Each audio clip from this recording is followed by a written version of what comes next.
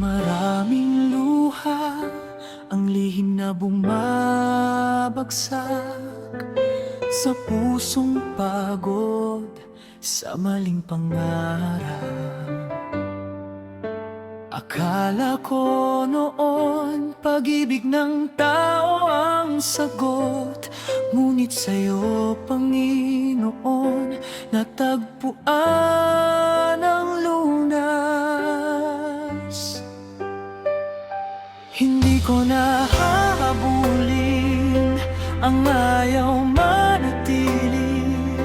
Hindi ko na pipilitin ang hindi mo itinakda. Sa bawat panalangin, kapayapaan ang kapalit. Ikaw ang sapat sa puso kong sabik.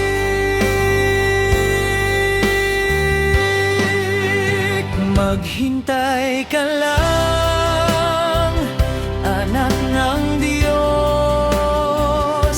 May tamang panahon ang bawat tugon. Hindi mo kailangang humabol sa pag-ibig, dahil si Jesus ang tunay na pag-ibig. Kapag handa ng puso at ayon sa kaniyang plano, ibibigay ang taong para sa'yo. Habang naghihintay, mas mahalin si Kristo. Doon nagsisimula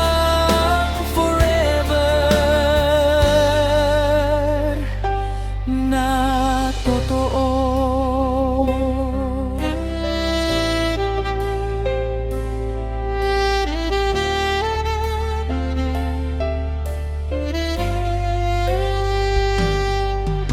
Hindi sukatan ng pagiging mag-isa, hindi ka bawasan ng maghintay muna. Mas mahalaga ang pusong lumalago sa Kanya kaysa relasyong walang basbas ng Ama.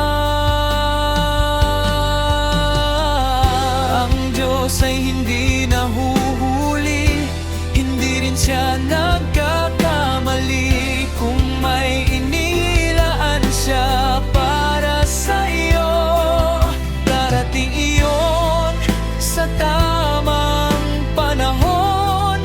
Kaya manalangin, magtiwala at maghintay.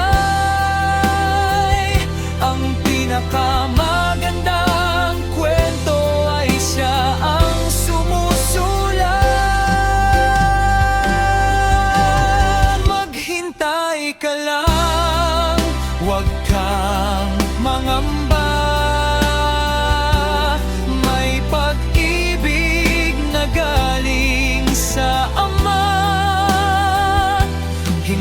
Kailangan